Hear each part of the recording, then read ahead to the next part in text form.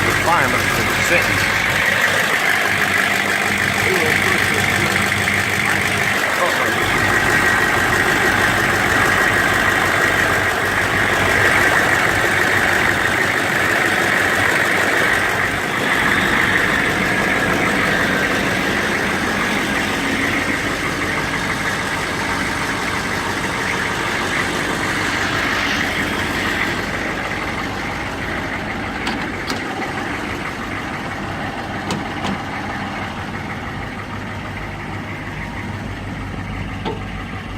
That's the real miles right there. Last time this truck was registered, it was 4,100. It was a New York State truck.